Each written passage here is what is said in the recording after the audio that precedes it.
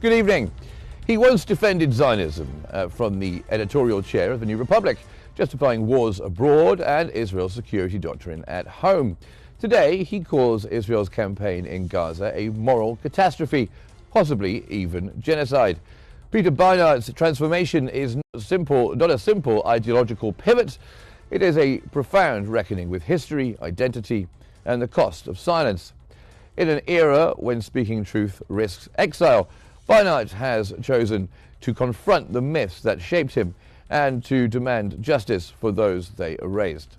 From liberal Zionist to anti-apartheid advocate, his journey is shaking the very foundation of American Jewish politics and challenging the moral clarity of the West. What happens when a belief system collapses under the weight of truth? I'm Mark Summers.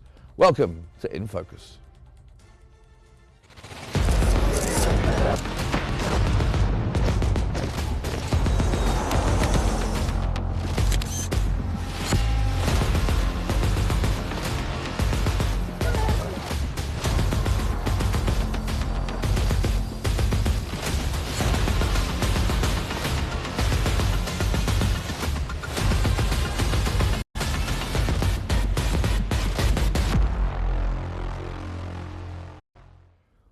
So we are joined today by Peter Beinart, Professor of Journalism and Political Science at the City University of New York, contributing columnist for the New York Times, editor-at-large at Jewish Currents, and one of the foremost critics of Israel's policies and America's role in enabling them. He's also the author of several landmark works, including Being Jewish After the Destruction of Gaza, A Reckoning, a book that has reshaped the global debate on Zionism, identity, and justice in the Middle East. Peter, thank you very much for being here with us on the program. It's a pleasure to have you with us.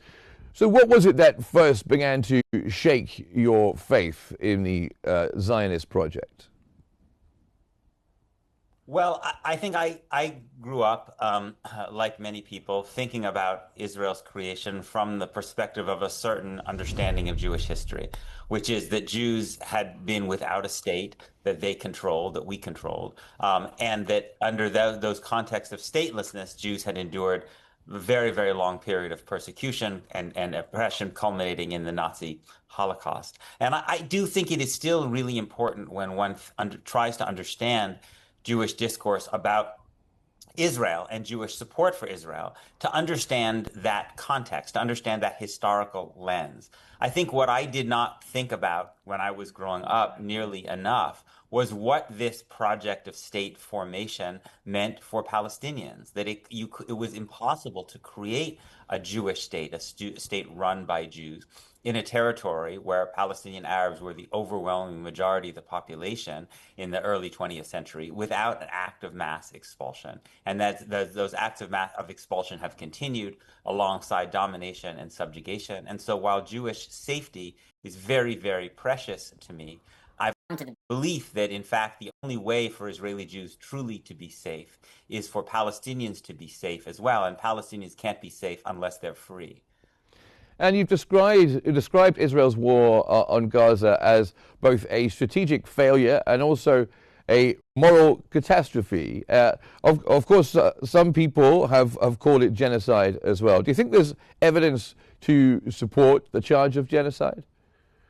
I mean, I think if you look at human rights organizations like Amnesty International and the kind of movement among people who study genocide for a living, scholars of genocide, including a number of Israeli-born scholars like Omer Bartov, Shmuel Lederman, Raz Siegel, you find that I think clearly the weight of opinion among people who study genocide is that this does indeed cross the threshold into genocide. And you've also written, we built an altar and threw an entire society on the flames. What did you mean by that? What I mean by this is a kind of worship of the state. This is not simply a Jewish problem. I see it among many American Christians as well, a kind of worship of Donald Trump, a worship of the state. You see it in India with this kind of almost deification of the idea of a Hindu nationalist state under Narendra Modi. The Judaism that I believe in sees human beings as the central group of people that have the right to exist, that that states are only instruments for the protection of human life, that states are not an end in and of themselves. But I think what has happened in much kind of pro-Israel in the United States is that essentially Israel as a state project is considered more important than the lives of the people who live under Israeli control, 50% of whom are Palestinian. And why do you think that is? Is the international community in denial about what's happening in Palestine? Well, first of all, it's worth saying that because Israel is close alliances with the West, and this idea of international impunity is something that is a feature of the West in general, right? It's not just that Israel is not held to account for its war crimes. The United States is not, and the United States would bitterly resist any effort to force it to comply with international law. So to some degree, Israel is an extension of that. But I think that what we're seeing now is that the destruction of Gaza is so profound, so horrifying, that it is making many people around the world see the entire basis of international law as a farce, which I think is a disaster, not only for Palestinians who deserve to have justice for the crimes that were inflicted upon them, but is in fact a disaster for the entire world, because we need functioning institutions of international law like the International Criminal Court and the International Court of Justice, so there is some level of accountability for all governments. Well, let's come to Gaza and what's happening there. When we look at the fact of the humanitarian aid and the way that people are treated as they're trying to access humanitarian aid, civilians being bombed, hospitals being destroyed. You call this collective punishment. Do you think the goal of Israel is to destroy Hamas, or is there something darker going on here?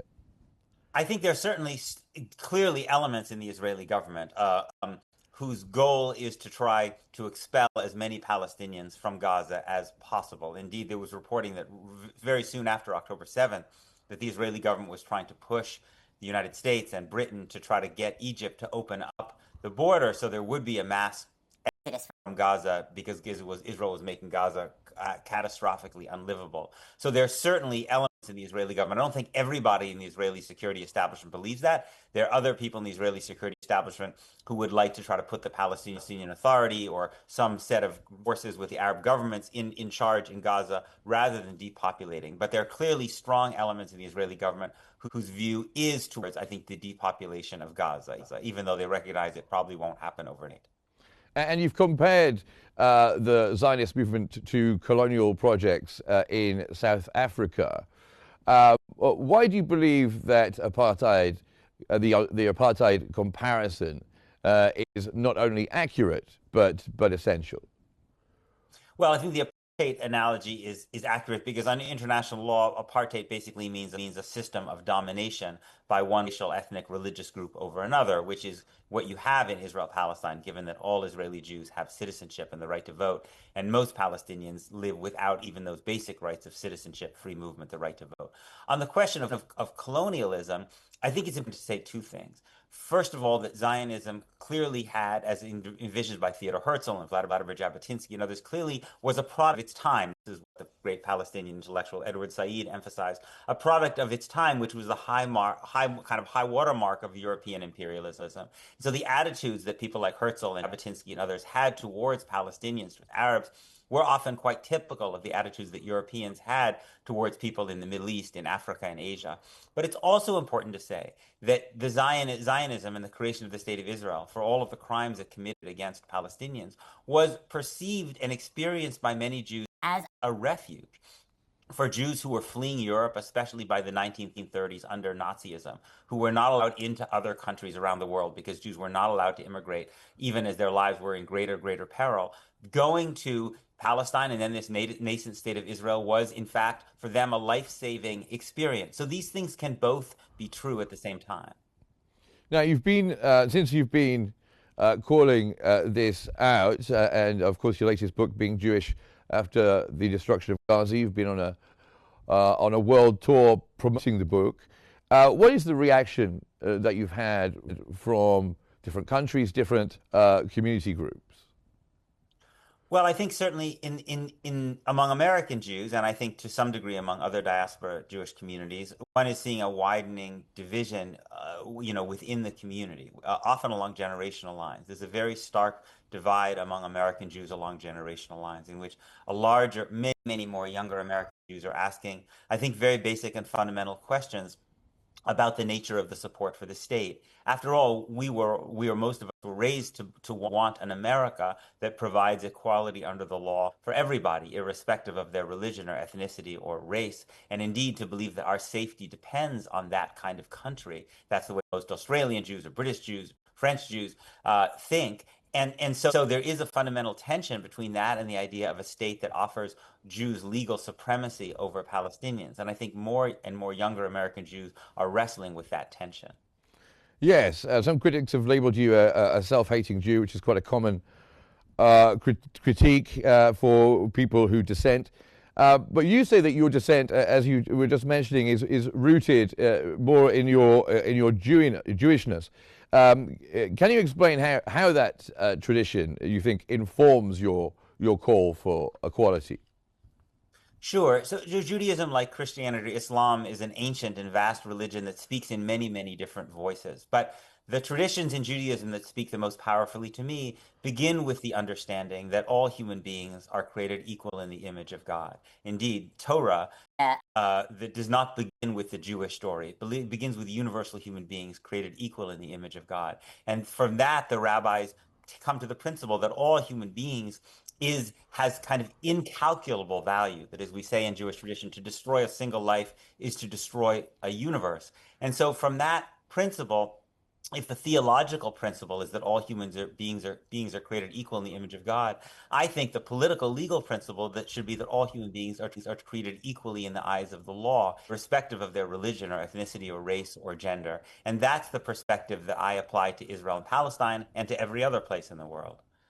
And when it comes to accusations of anti-Semitism, for instance, let's use an example with the very sad killing of those two young people who worked at the embassy in Washington outside a museum. And one of Netanyahu's cause was that dissent or criticism of Israel by European countries had fueled such an act. How do you view accusations like that? No, I think that there is rising anti-Semitism. Partly anti-Semitism is rising because anti-Semitism tends to rise along other forms of bigotry as liberal democracy weakens. And so as you have rising white nationalism in the United States and rising bigotry against Muslims, against blacks, against immigrants, against LGBT people, you also have rising anti-Semitism among Jews. And that's mostly on the right. In fact, some of those people who are anti-Semites actually like Israel quite a lot. What you see on the left, on the pro-Palestinian side, is that sometimes, tragically, people do not make a distinction between Israel as a state and Jews as a group of people. And so they take out their hostility towards the state of Israel towards Jews, which is fundamentally wrong, just like it would be wrong for someone to take out their hostility towards the People's Republic of China against a Chinese American person. But we have to make that distinction clear. And the problem is that often the Israeli government and its pro-Israel organizations actually conflate these two things. They say that to be Jewish is inherently to support Israel and to be connected to the state. And if you do that, I think you make it harder to fight against anti-Semitism because you suggest that Jews are responsible for everything that Israel does.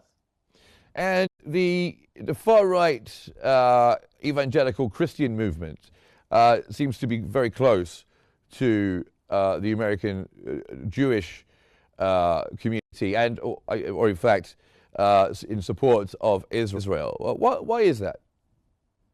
Well, there's a very long history of evangelical Christian support of Israel. In fact, really, Christian Zionism, as a political movement, predates Jewish Zionism, predates Theodor Herzl in the 19th century. Partly that's for theological reasons, a view among some Christians that the Jews need to control Israel and return to Israel for the messianic times to come. It's also, I think, the case partly because there is a there's a great deal of anti-Muslim feeling among many white conservative evangelical Christians in the United States, a sense that Islam is at war with the United States, and therefore, since they see Palestinians as kind of as overwhelmingly Muslim, even though of course not all Palestinians are Muslim, for them, Israel fighting against what they perceive to be this Muslim force is an extension of the West's fight against Islam. Okay. And the Jewish American organizations that have criticized your work greatly, do you believe that they've failed in their outlook and their traditions in some way? Yes, I think we have a fundamentally different perspective. I don't believe that it's morally coherent to say that you believe in the principle of equality under the law in the United States and in Europe, or in India, but that you oppose it in Israel and Palestine. And I think the fallacy of thinking you can make an exception to this basic principle in the case of Jews is that first of all, that it leads to terrible, terrible oppression of Palestinians. But beyond that, because we now see that Israel is part of a global alliance of different ethno-nationalist leaders that want to attack the principle of equality under the law everywhere. Israel is in alliance with Viktor Orban in Hungary, with Narendra Modi in India, with the AfD in Germany, with the Republican Party in the United States in many ways. And this, it seems to me, is a global threat to the principle of liberal democracy, a principle that liberal democracy which actually has benefited Jews enormously.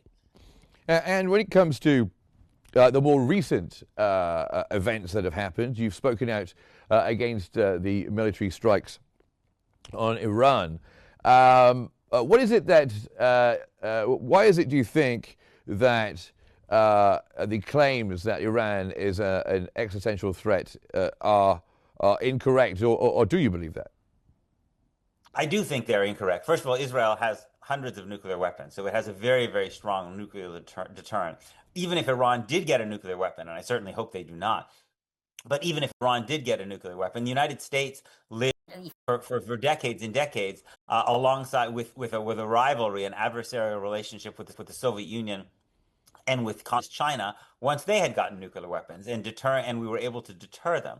So I think that's the first thing, right? The second thing is that I think Iran has shown, again, I think Iran is a hideous regime. It brutally oppresses its own people. I would love to see there to be a genuine liberal democracy that allowed women's freedom in Iran. But Iran has actually acted quite cautiously when it's Israel, including in recent years. Israel keeps striking Iran again and again and again. Okay. And what's really striking how tepid the Iranian responses are, because Iran doesn't want a war with Israel because they're much weaker. And you've argued that Israel's military actions can often entrap the United States into wars that America doesn't want. Can you give like an example of that? Are we witnessing examples of that now?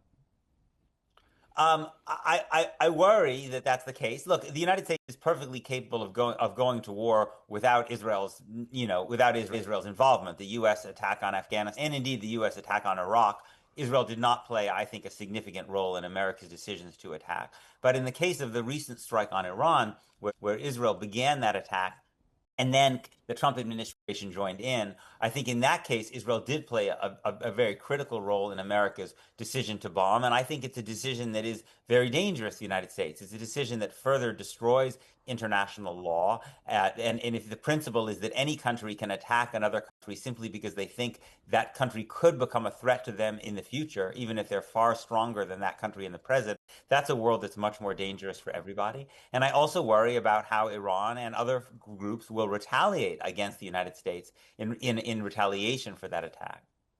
And you've said, Peter, that Netanyahu often spins his military failures into political survival.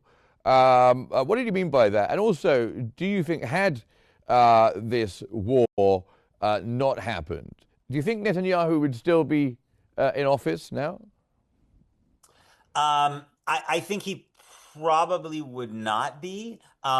That the opposition to Netanyahu, one has to acknowledge, is also very weak and fractured. So although Netanyahu is very unpopular, it's also quite difficult to create a political coalition to replace him, as we saw with the very short-lived government under Naftali Bennett and Yair Lapid. I don't know what would happen if Israel goes to an election now. Most Israelis, there's a tremendous amount of hostility to Netanyahu in Israel, but there's also a sense among many Israelis, I disagree with them, but among most Israeli Jews, that they support what Israel's attacks in Lebanon, Israel's attacks in Syria, Israel's attacks in Iran, and that seems to have boosted Netanyahu's popularity a bit. Sort of a rally around the flag effect that Yes. often Yes. happens. Yes. Trump, of course, has been calling recently for the courts to drop the court case against Netanyahu on allegations of corruption. How do you see that, and why do you think it is that Trump seems to like political or support political leaders that are having legal troubles, do you think? Because he is one himself. He's a profoundly corrupt criminal himself who should, have been dealt with by the American legal system, and indeed, had he not become president, would be in serious legal jeopardy. The man is so. I think it's not surprising, given Trump's own crimes, that he identifies with other leaders who are on trial for corruption and crime, whether it's Jair Bolsonaro in Brazil or Benjamin Netanyahu in Israel. Some polling shows that there's a shift in U.S. public opinion. The Democrats apparently pro-Palestine by 40 points. We're seeing. Is this some kind of generational transformation? It's partly generational. It's led by the young, but not only young. In fact, what's striking about polling recently among Democrats is that older Democrats now have also swung in a very pro-Palestinian direction. And even in the Republican Party, you see that the Republican Party is now deeply divided. There's not a kind of overwhelming consensus behind Israel among Republicans as there was a few years ago. So there is a quite rapid shift that's taking place in public opinion. Now, the American political system doesn't always express public opinion very well. I mean, Americans have also been wanting, according to polls, gun control, limitations on guns in the United States for many, many years, and it hasn't happened. So I don't know to what degree this public opinion will shift U.S. policy, but there's no question that American public opinion has changed quite dramatically. And yes, as you mentioned, when it does change, perhaps at the grassroots, maybe it doesn't change in the leadership. When it comes to, I mean, we're quite a way away from the next presidential election, but might we see a slightly more anti-Israel leadership or view at the head of the Democratic Party? I think it's possible. The leading candidates will probably be, people who have views that are not that different than Joe Biden's. But I think that given that those politicians are kind of out of step with where the Democratic Party base is, that if there are insurgent candidates like, Zohran Mamdani in the mayoral primary in New York City, who take a more pro-Palestinian position and make it part of a larger agenda, which is populist, which is progressive, which talks about people's basic concerns, which just asks the question, why should America be spending all this money to give weapons to Israel when there are so many unmet needs here? That I think that position could resonate and that candidate could perhaps win. Yes, I was about to come to Mamdani in New York, who had success at the primary level. And he's a very slick politician. He speaks very well, doesn't he? He connects with the grassroots. Do you think that his kind of, although he's on quite the far left for American politics, viewed as a socialist, so could you replicate that kind of candidate in other parts of the United States? I mean, Mamdani had particular things going for him. He had a very, very weak opponent in Andrew Cuomo. He also was really able to rally Muslim and South Asian voters in New York City in a way they never had before. And as you said, he's very talented, and he ran an exceptional campaign, also based on the kind of harnessing the anger that people had against the Democratic establishment over Trump. So I don't think it'll look exactly like Mamdani. That person may not be as full-throatedly supportive of, for instance, boycotts of Israel as Mamdani is. But I do think that another talented politician at the national level could deviate and take and end the position of unconditional U.S. support for Israel. And if they were a talented politician, I think they could meet success. And going back to our main topic of conversation, you've warned that Israel's actions are not just undermining peace, but also destroying Judaism's moral voice. Do you worry that there might be permanent damage to Jewish identity and standing itself? Well, Rabbinic Judaism has existed for 2,000 years, so this is a very, very ancient tradition, and I don't think it's not going to go away. Thank goodness, from my perspective. But I do think that what Jews will have to do is reckon with, really face morally and even spiritually and theologically the question of what was done in our name, this destruction of an entire society, this destruction of most of the hospitals and the schools and the universities and the bakeries and the agriculture, the fact that Gaza now has more amputees than any other place on earth. The fact that this was done by a Jewish state in the name of the Jewish people means that I think we have to ask fundamental questions about what went wrong in the way that our leadership talks about being Jewish, talks about our role in history, our relationship to the rest of the world, even our relationship to God, such that this could have been allowed to happen. There has to be a moral reckoning, I think, for what was done in Gaza. Well, Peter Beinart, thank you very much for joining us here on the program. It's been fascinating to hear your views. So we really appreciate you coming here on the program. Thank you very much indeed. Well, thank you for joining us here on our program. I hope you've enjoyed it today. Thank you.